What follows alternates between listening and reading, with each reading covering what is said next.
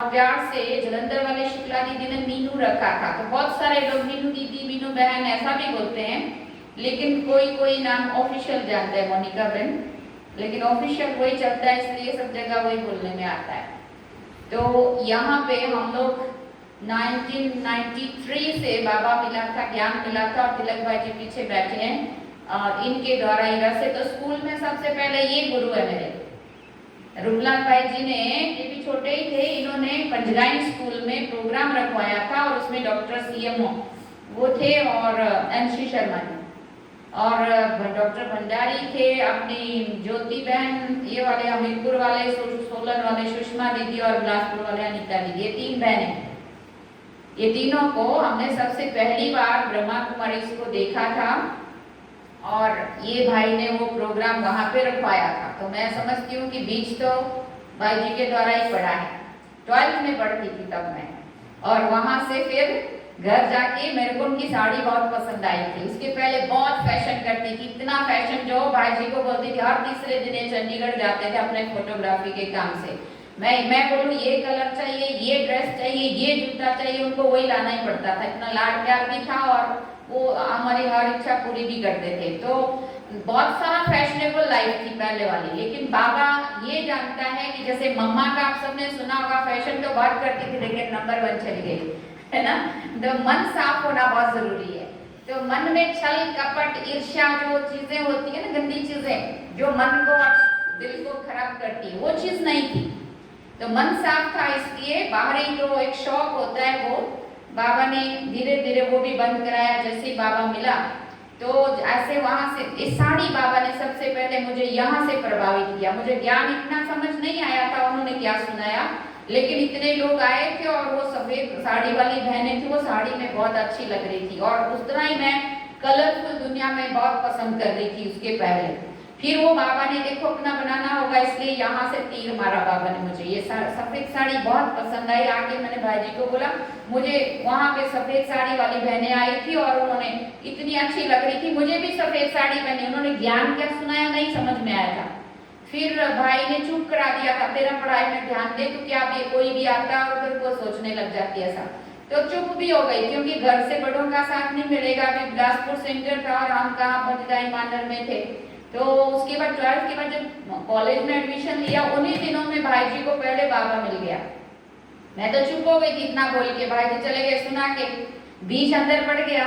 भले बहनों को देखा जो बाबा कहते हैं, किसी का टोली से जन्म होता, किसी का ज्ञान से जन्म होता, किसी का पालना स्नेह से जन्म होता, किसी का साड़ी से हो गया। साड़ी को देख के ही मेरा तो बीच तो पड़ गया था अंदर की, ये बहुत अच्छा है और ऐसा बनना चाहिए। फिर जब भाई जी को ज्ञान मिल गया, ये रेगुलर जाने लगे, फिर ये मुझे खुद लेके गए सेंटर पे और इन्होंने कहा कि ये तो ज्ञान बहुत ऊंचा है और ये देवता बनने वाला ज्ञान है, मुझे तो मेरी बहनों को देवियां बनाना है।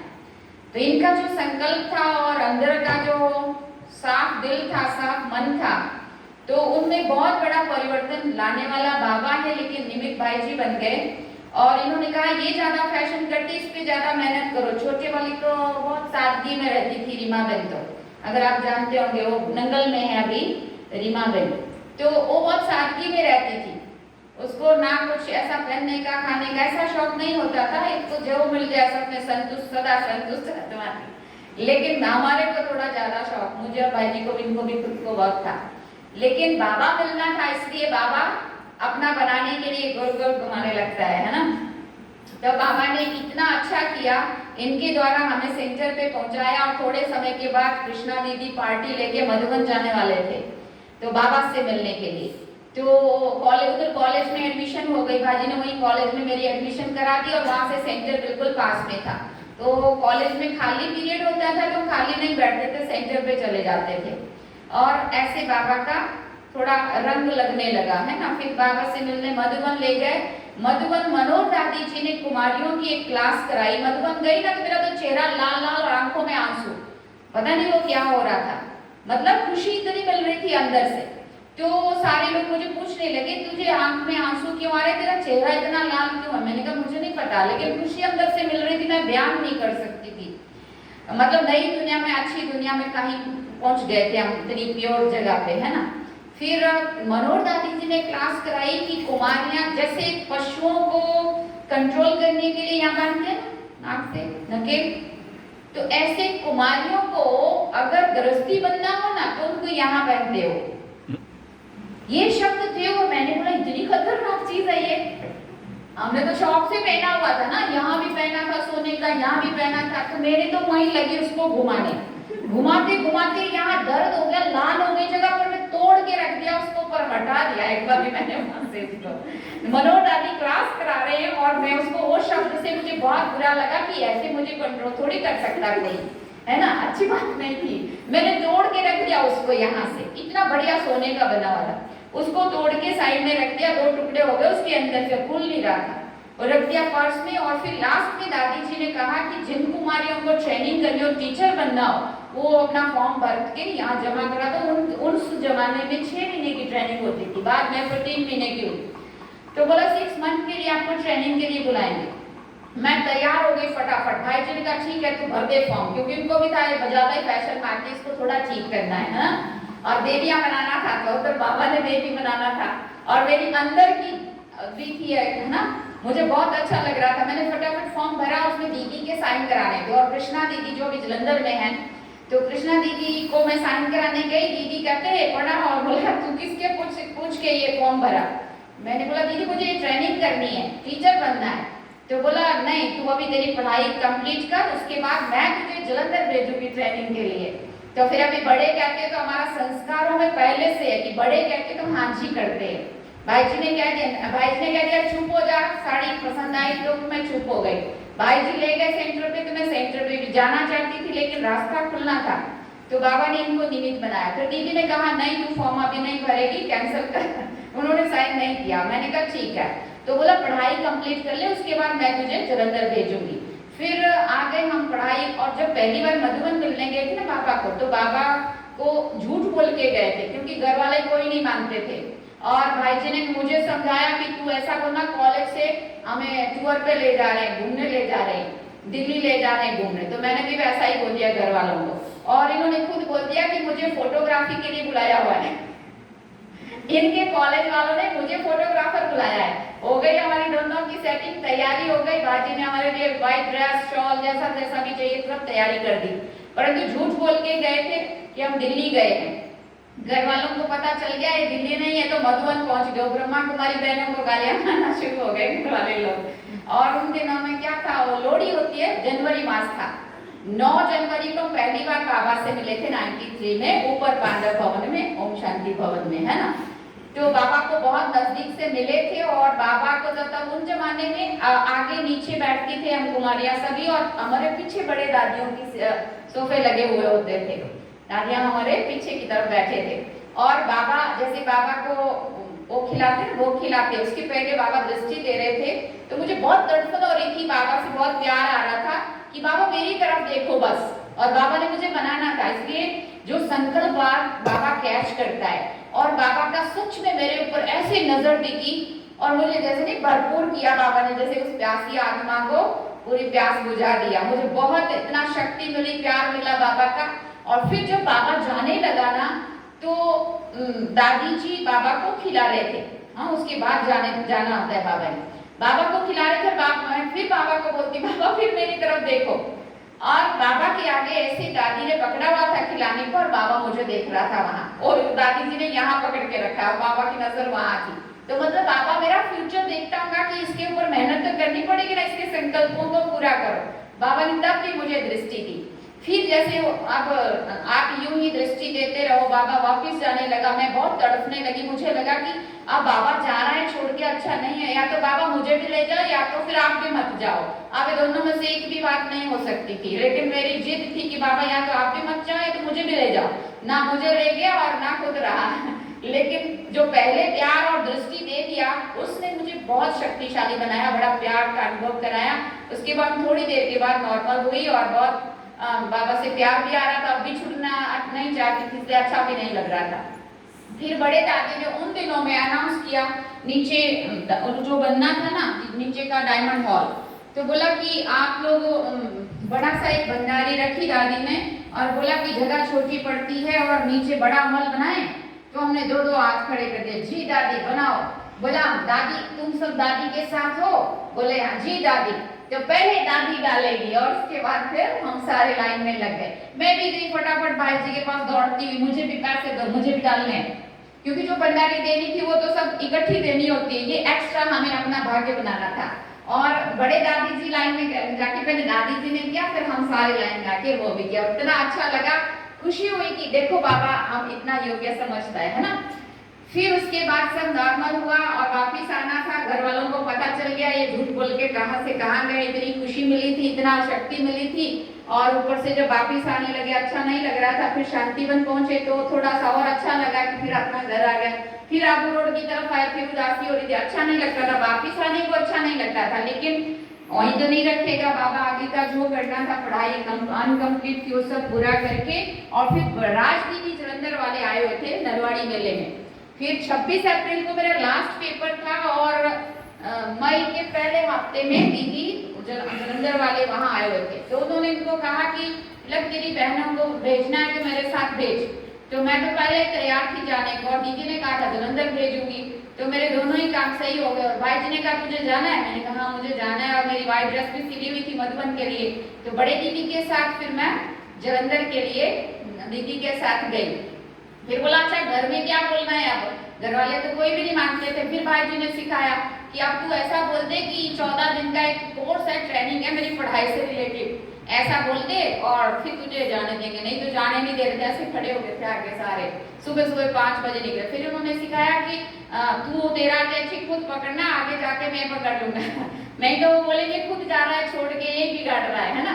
तो ये खुद को छुपाते थे, लेकिन तरीके सारे मुझे बताते थे छूटने का, निकलने का, बनने का। तो क्योंकि उनको भी संकल्प था मुझे मेरी बहनों को देवियां बनाना है, तो बाबा ने उनका भी संकल्प पूरा किया, हमारा तो वो था ही था भाग्य, है ना। तो इन्होंने बड़ा युक्ति से फिर वहां से मुझे निकाल के दीदी के पास छोड़ के आए। फिर हम लोग उन्ना रुके, पहले दिन यहाँ से चले, 11 मई को हम गए थे बिलासपुर से, और उन्ना रुके थे जाके रात को। 12 मई को फिर हम जलंधर पहुंचे, और वहां पहुंचे तो शुक्ला दीदी मिले और सब मिले। बोला क्या नाम है? तो मोनिका बेट। दीदी कहती इतना लंबा नाम मैं नहीं लूंगी, मैं तो मीनू ही बोलूंगी। पहले ही दिन से शुक्ला दीदी ने प्यार से मीनू बोलना शुरू कर दिया, और फिर बाद में अपना आगे की लाइफ शुरू हो गई।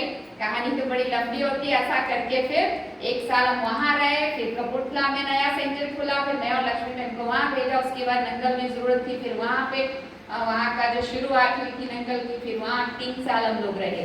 फिर जलंधर फिर दीदी को जरूरत पड़ी, तो फिर दीदी ने कहा तो मेरे पास आप यहाँ पे आ जाओ, तो फिर वहां गए। फिर उसके बाद हम मधुबन गए थे। हमें लगा कुछ गुजरात की उन दिनों में बड़ी सेवाएं, तारीफ सुनते थे हम, गुजरात में बड़े बड़े मेले लाखों के होते थे, बड़ी सेवाएं होती थी।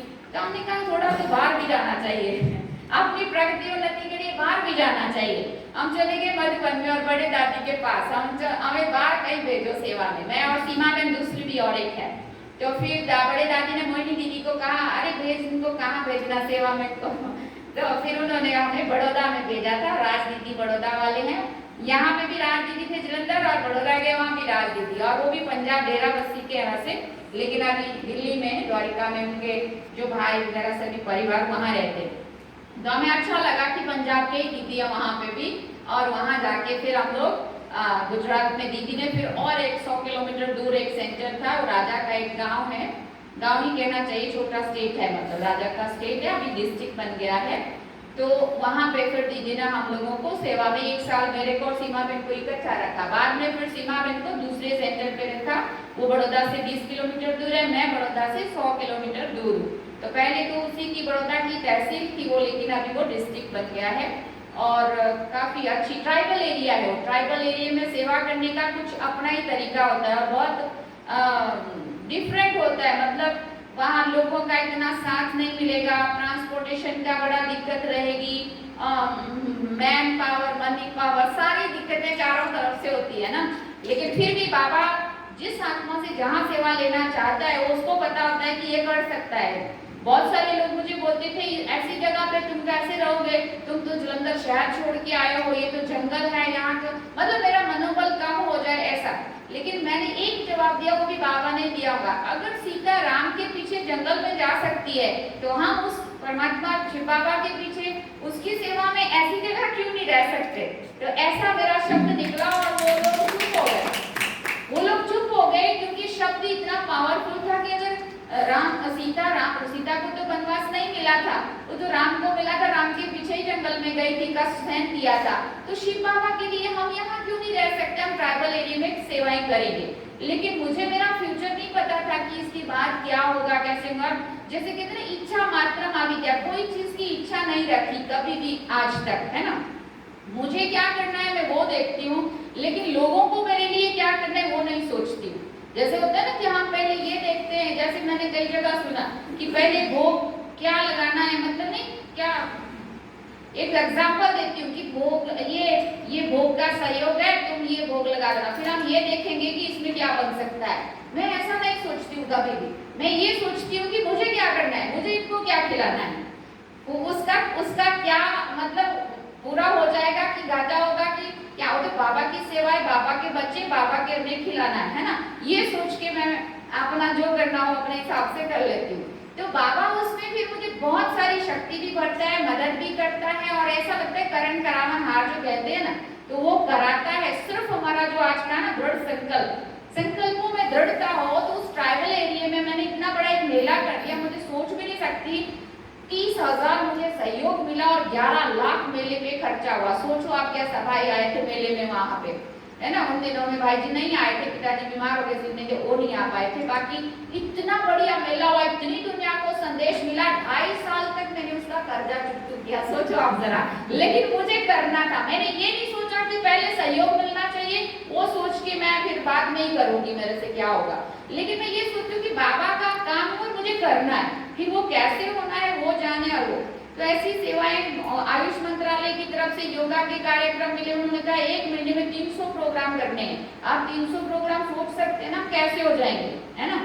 और एक दिन में 10 प्रोग्राम करने हैं। आप बनारसी भाई जी ने मेडिकल विंग की तरफ से आयुष मंत्रालय से ले लिया, और हमारा छोटा उदयपुर का नाम आ गया उसमें। अब गवर्नमेंट हमें सेवा दे रही है, तो हम तो सेवा वैसे ही चाहते हैं, तो कैसे करनी है। तो मैंने भी हाँ जी बोल दिया। अब एक दिन में 10 प्रोग्राम और 1 महीने तक वो योगा के करने थे। अब कहाँ से योगा टीचर ढूंढूं और कहाँ से वो टीम बने और कैसे एक दिन में 10 हो, लेकिन फिर भी मैंने हाँ जी कर दिया। हाँ जी किया तो जो फील्ड वर्क था वो तो अच्छा हुआ ही हुआ। मैं उनको बताया आयुष मंत्रालय की तरफ से मिला हुआ है, तो वो गवर्नमेंट की मिली हुई चीज कोई भी ना नहीं बोलेगा। मैंने पुलिस के उसमें रख दिया, फिर जीआरडी, होमगार्ड, जेल में, फिर स्कूल में, फिर कहाँ भी पता नहीं कहाँ आर्मी के बच्चों को, ऐसा सब सारी जगह वो सेट भी हो गया। और बाई चांस क्या हुआ, यहाँ के हमारे दोनों बच्चे, भाई जी की दोनों बेटियां वहाँ आई हुई थी और वो बचपन से योगा कराती है। मुझे 2 योगा टीचर वैसे ही मिल गए, इतना हिमाचल का नाम हुआ इन दोनों बच्चों ने। वहाँ पे जो 21 जून को कराते हैं ना योगा, उसमें कलेक्टर डीसी के उसमें सारे मंत्री भी आए होते, वो स्टेज पे हमारे यहाँ के बच्चे। ये भी कितना अच्छा सेवा का वो था, और ये का योगा इतना पसंद आता था सबको। आज भी वो एसपी मुझे कहते फिर से रखना है और आपको बुलाना है, ये लॉकडाउन थोड़ा चीप गैप होता है ना। तो इतना अच्छा वो काम हुआ, और 300 प्रोग्राम करने थे, लेकिन 300 से कुछ 10-15 ऊपर ही हमने करके पूरा उनको रिपोर्ट दे दी। और दिल्ली आयुष मंत्रालय में हमारी रिपोर्ट गई, पूरी डिटेल मांगी उन लोगों ने, वो सारा हमने दिल्ली तक पहुंचा भी दिया, सारा मधुबन पहुंचाया, सारी एल्बम फोटो भी देखते हैं, डिटेल पूछते हैं, सारा बहुत सारा लंबा चौड़ा। पेपर वर्क बहुत टफ लगता है हमें, फील्ड वर्क इजी लगता है, फिर भी वो सारा जैसे मांगा था दे दिया। तो उससे क्या हुआ, बहुत अच्छा और नाम छोटा उदयपुर का हो गया, डीसी की नजरों में, एसपी की नजरों में भी आ गया, गवर्नमेंट की नजरों में भी आ गया। और फिर नेक्स्ट ईयर उन्होंने कहा 1000 का डीडी बना के भेजो, उनको ही प्रोग्राम मिलेगा, नहीं तो नहीं मिलेगा। मैंने डीडी भी नहीं भेजा, मैंने 1000 कुछ नहीं किया। और फिर बनारसी भाई जी का फोन आता है, उस दिन मैं हिमाचल आई थी नेक्स्ट ईयर, बोला आपको तो आयुष मंत्रालय ने पसंद कर लिया। मैंने कहा क्या हुआ, तो बोले फिर से प्रोग्राम मिल गया। हालांकि मैंने डीडी भी नहीं भेजा था, कामगिरी इतनी अच्छी उनको पसंद आई रिपोर्ट से देख के उन्होंने, तो 1 लाख रुपया और कुछ उन्होंने जो भी था वो उन्होंने हमारे लिए किया। उससे फिर हमारे को लोगों की नजर में, डीसी की नजर में, गवर्नमेंट की नजर में आया, तो उन्होंने अवार्ड्स के लिए सिलेक्शन करना शुरू कर दिया। तो एक दिल्ली का एक इंद्रप्रस्थ एजुकेशनल ट्रस्ट है, उन लोगों को पता चला ये अच्छा काम समाज के लिए कर रहे हैं, स्वच्छता के लिए, व्यसन मुक्ति के लिए, योगा के लिए, ऐसे ऐसे काम किए। तो ऐसे फिर उन्होंने इंडिया राइजिंग स्टार अवार्ड के लिए सिलेक्शन किया, दिल्ली से फोन आया। तो फिर हमने कहा चलो ये भी सेवा के लिए अच्छा होता है, चलो अपने पास क्या है वो ऐड होती जाती है बायोडेटा में, तो अच्छा रहता है लोगों की सेवा के लिए, समाज में जिस समाज में हम रहते हैं ना, उनको लगता है नहीं ये तो ये भी है ये भी है ना। तो पहला अवार्ड था इंडिया राइजिंग स्टार, भारत के उभरते सितारों में नाम उन्होंने मेरा सिलेक्ट किया। तो ये 14 अप्रैल 2019 की बात है। तो मैंने सरला दीदी से छुट्टी ली मधुबन मीटिंग में से ही, और मैं दिल्ली चली गई, वहां पे ये अवार्ड फर्स्ट मिला। उसके बाद जैसे नहीं वो एक जैसे पॉजिटिव को पॉजिटिव खींचता जाता है ना, तो वो चीज नेक्स्ट उन्होंने वहां से पता चला, तो उन्होंने iconic personality of India award से दूसरा 28 जुलाई को फिर उसके लिए दूसरा एक ट्रस्ट था, उन्होंने वहां से वहां कुछ लिया होगा पता नहीं, तो उनका फिर आ गया। ऐसे कई अवार्ड्स फिर अपने आप, जैसे एक तरफ काम भी होते थे और वो भी सब मिलता जाता। ऐसे 11 अवार्ड उन्होंने मुझे 11 अवार्ड से सम्मानित, अलग अलग पुणे में, हैदराबाद में, जयपुर में, दिल्ली में, सब जगह से ये मिले। और उसके बाद फिर ये सब तो होता था, लेकिन लॉकडाउन में अभी 7 नवंबर 2020 को अचानक हैदराबाद से फोन आया, बोले आपको हमने ऑनरेरी डॉक्टरेट की डिग्री से सम्मानित करना है। वो तो कभी सोचा ही नहीं था। तो मैंने बोला मैं तो दिवाली की सफाइयों में लगी हुई थी कि ऐसे मैं नहीं कर पाऊंगी, नहीं जा पाऊंगी। मैंने उनको बोला नेक्स्ट टाइम देखेंगे। वो बोलते नेक्स्ट टाइम 5 लाख रुपए भी आप हमारी संस्था को, यूनिवर्सिटी को डोनेट करेंगे ना, तो भी हम आपको ये डिग्री नहीं देंगे। अभी हमारे को पता नहीं किसने तो नाम दिया था उनको, जिन्होंने मुझे आइकॉनिक गांधी पीस अवार्ड, इसके लिए हमने काम किया, स्वच्छता के लिए काम किया था। तो गांधी पीस अवार्ड से हैदराबाद की ग्लोबल ह्यूमन राइट्स एसोसिएशन के नेशनल प्रेसिडेंट है, उन्होंने मुझे वहां सम्मानित किया था। एक राष्ट्रपति अब्दुल कलाम सेवा पुरस्कार से कि तुम बहुत सेवा करते हो, वो इंटरव्यू लेते थे और ऐसे सिलेक्ट कर देते थे। इन लोगों ने फिर उनको कह दिया कि इनको ऐसे लोगों को ट्राइबल एरिया में इतनी मुश्किल जगह पे लोग ऐसे ऐसे काम करते हैं, इनको तुम्हें ऐसे करना चाहिए।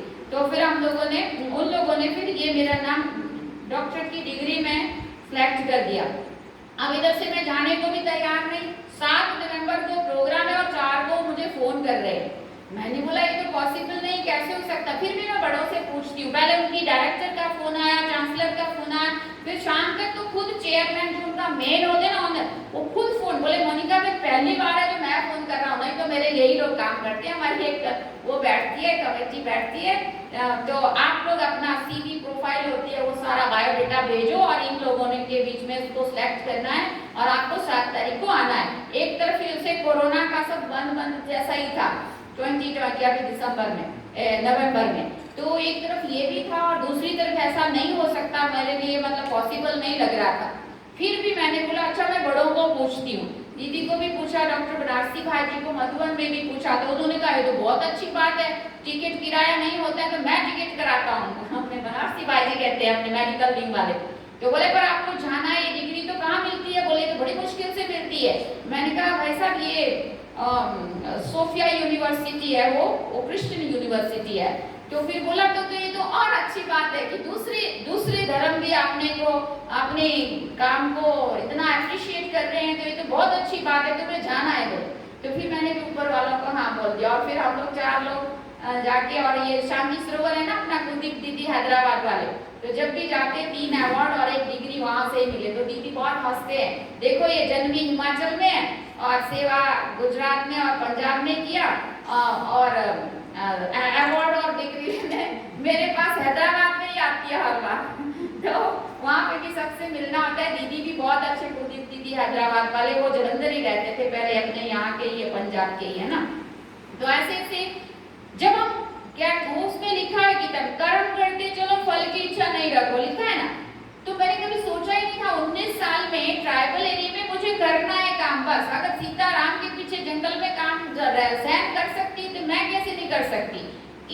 इस शब्द ने मुझे उस एरिया में अब इतना, वहाँ के एमएलए, वहाँ के रेलवे मिनिस्टर, वहाँ के मेंबर ऑफ राज्यसभा, सारे लोग जो कॉर्पोरेटर हैं या किंग फैमिली भी है, वहाँ राजा का परिवार है, वो सारे लोग जानते हैं कि ये ब्रह्मा कुमारी संस्था और ये बहुत अच्छे काम करती है। और जब ये डिग्री का पता वहाँ के हमारे एमएलए को लगा तो वो बोलते इतना बड़ी बात हमारे को अभी तक पता नहीं चली। मैंने कहा मैं आपसे मिलने आई हूँ। जैसे मैं गई ना, इतने दूर एमएलए की कुर्सी थी और जैसे दरवाजा खुला मैंने एंटर किया, उन्होंने कुछ लिख रहे थे वो साइड में रख दिया और खड़े हो गए, आओ डॉक्टर साहब। तो उन्होंने मतलब नाम नहीं लेके मोनिका बेन नहीं बोला, आओ डॉक्टर साहब आपको तो डॉक्टरेट की डिग्री मिली है। बोले हमारे लिए तो कितनी गर्व की बात है। वहाँ का डीसी भी बहुत खुश हुआ, बोले हाँ मेरे लिए, हमारे लिए तो है ही, हमारे एरिया के लिए, लेकिन ये तुम्हारी संस्था के लिए भी बड़ा गर्व की बात है। तो मतलब हम कुछ करते हैं तो ऑटोमेटिकली उसका फल मिलता है, वो कभी भी किसी का रखता नहीं है। हालांकि हमने तो इच्छा भी नहीं रखी थी, मुझे तो ये भी नहीं पता था कि अगर सेवा करनी होती तो कुछ मिलता है।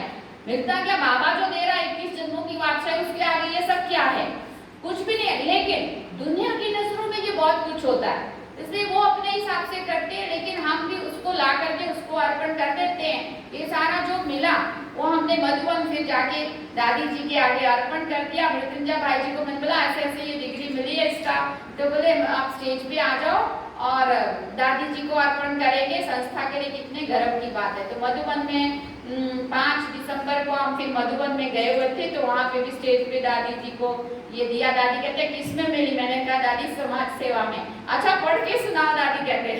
तो मृत्युंजय भाई ने फिर वो पढ़ के सुनाया पूरे हॉल में, और सबको बहुत अच्छा, संस्था के लिए भी बहुत अच्छा। तो हमारे डॉक्टर सविता बहन है ना, तो बोलते अरे मोनिका बहन बड़ों को तो ये डिग्री मिलती थी आज तक, लेकिन अपने जैसे उम्र वालों को तो नहीं मिलती थी, आपको ये डिग्री मिल गई। मैंने कहा मैंने तो सोचा भी नहीं था, ये जैसे ना ऊपर वाला पता नहीं अपने आप से किधर से क्या करता है अपने लिए। लेकिन हमें खुशी इस बात की है कि बाबा कहता है ये करना, और गवर्नमेंट चाहती है ये करो। बाबा कहते हैं, बाबा भी चाहता है, बाबा भी कहता है, और उधर गवर्नमेंट भी वही चाहती है ना। तो अगर हम वो दोनों ही काम मिलके हमने गवर्नमेंट से भी लिए और उनको बाबा का संदेश भी पहुंचता था, और उनके प्रोजेक्ट भी उनके लिए ये होते थे कि नहीं भाई ये कुछ कर रहे हैं, तो लोगों की नजर में आता था। ऐसे ऐसे 19 साल से हम लोग वहाँ ट्राइबल एरिया की सेवाएं कर रहे हैं, और आगे के लिए भी बहुत सारी सेवाएं सोचते हैं ये करें ये करें ये करें। तो जैसे जैसे बाबा कराता चलता है वैसा करते चलते। और साल में मैं ये कहती 11 महीने गुजरात में, 1 महीना पंजाब हिमाचल में देती हूँ हमेशा।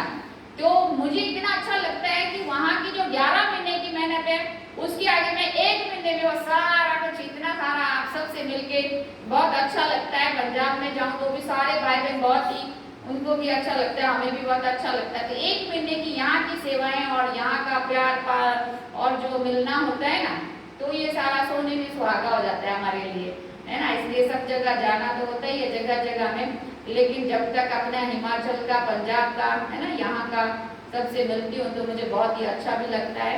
सेवाएं कहाँ पे भी करो, लेकिन मिलने तो सब जगह जा ही सकते हैं ना। तो आज तो शिखा बिन के प्यार नहीं खींचा है मुझे, तो हम कल शिमला गए थे, लेकिन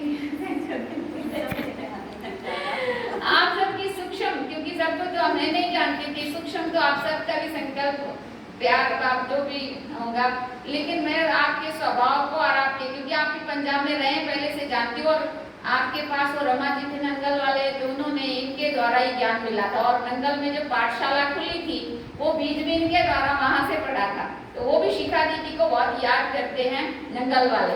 वहाँ पाठशाला खुली, यहाँ से लुधियाना से उनको ज्ञान मिला था, और वहाँ फिर राज दीदी मुझे छोड़ के गए थे, तो वहाँ से भी हम जुड़े हुए थे, तो पहले से याद करते थे। फिर जब हिमाचल में आ गए हम तो और खुश हो गए। अभी तो शिखा दीदी तो हिमाचल में आ गए, अपना यहाँ की सेवाएं कर रहे हैं। हाँ देखो भाई जी कह रहे हैं, आप सबको पता है एक स्टैच्यू ऑफ यूनिटी सुना है नाम, आप खड़ा करो जिसने सुना। Statue of unity Sardar Vallabh भाई पटेल का बहुत बड़ा स्टैच्यू बना है, और वो नर्मदा नदी के उसमें है, और बहुत बड़ा डैम बना है, जैसे भाखड़ा बांध है ना। तो मैं बहुत हंसती हूँ, जब एशिया का सबसे बड़ा बांध भाखड़ा था, तो मैं भाखड़ा डैम में यहाँ होती थी नंगल में। अब वो तब वहाँ काम चालू हुआ तो मुझे वहाँ जाना पड़ा, अब वो हमारे बहुत नजदीक बना हुआ है। तो मैं शिखा बहन को निमंत्रण देती हूँ कि सारी अपने भाई बहनों को सबको लेकर के, क्योंकि राजा होता है ना, तो अपने सभी को, अपने सभी भाई बहनों को सभी के लिए निमंत्रण है। एक बस लाओ, गाड़ियाँ लाओ, और जैसे भी मर्जी, ट्रेन, सीधी ट्रेन बड़ौदा की भी होती है, और बड़ौदा से स्टैच्यू ऑफ यूनिटी मेरे ख्याल से 80 किलोमीटर जितना होता है। रहने का प्रबंध हम कर लेंगे, और छोटा उदयपुर से भी उतना ही होता है, 80-90 किलोमीटर हमारे से दूर होता है, लेकिन बहुत ही अच्छी, वर्ल्ड फेमस वो जगह बनी हुई है। तो भाई जी कह रहे निमंत्रण दो उनको, आप सभी को दिल से निमंत्रण है। आप सभी एक बार तो सच में प्रोग्राम बना, यस मोस्ट वेलकम, आप सब आए।